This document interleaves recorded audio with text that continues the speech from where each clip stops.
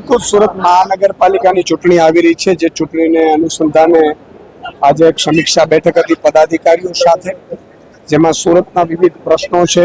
વિપક્ષ તરીકે આમ આદમી પાર્ટીએ જે ખૂબ જ સારું કાર્ય કર્યું, નહીં તો એના લગભગ કોમન પ્લોટો છે એ દર જગ્યાએ ભાજપ વહેંચી મારે છે પોતાના મળતિયાઓને, અહીંયા નથી વહેંચી શકી. સાથે સાથે વિપક્ષ તરીકે હંમેશા એક્ટિવ રહી છે સુરતમાં અમારી આમ આદમી પાર્ટીની ટીમ. ત્યારે પદાધિકારીઓ સાથે મિટિંગ કરી હતી કે 10,000 કરોડનું બજેટ હોય છે વર્ષે, 5 વર્ષમાં 50,000 કરોડનું બજેટ થાય છે, છતાંય સુરતમાં સારી સ્કૂલો નથી, મ્યુનિસિપલ સંચાલિત સ્કૂલો નથી, હોસ્પિટલો નથી સારી, મોહલ્લા ક્લિનિક નથી, બહેનોને મફત બસ સેવા નથી, રોડ રસ્તા સારા નથી, અને ખૂબ જ ગંદુ બનાવી દીધું છે શહેર આ ભાજપે 30 વર્ષના પોતાના કુશાસનથી. તો એનાથી ભાજપના અજગર જેવા ભરડામાંથી જનતાને છોડાવવા માટે એક આમ આદમી પાર્ટીના કાર્યકર્તા આગામી સમયમાં મોહલ્લા ક્લિનિક કરવી પડશે, મોહલ્લા મિટિંગો કરવી પડશે, અને મોહલ્લા મિટિંગો કરીને લોકોને ડોર ટુ ડોર કરીને એને જાગૃત કરવા પડશે. એ અંગે અમે આજે મિટિંગ કરી છે પદાધિકારીઓ સાથે. મને પૂરો વિશ્વાસ છે કે આગામી સમયમાં સુરતમાં આમ આદમી પાર્ટીનો મેયર બેસશે.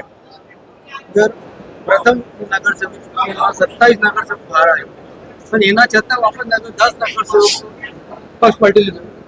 જનતાને કેવી રીતના પ્રભાવ?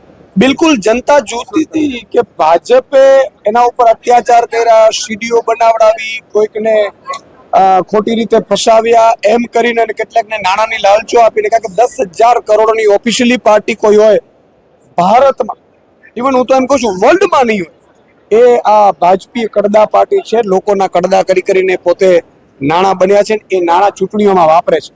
ભાજપના નેતાઓનો વિકાસ થયું છે, કોઈ જનતાનો વિકાસ નથી થયો. ભાજપના નેતાઓના દીકરાઓનો વિકાસ થયું છે, જનતાનો વિકાસ નથી થયો.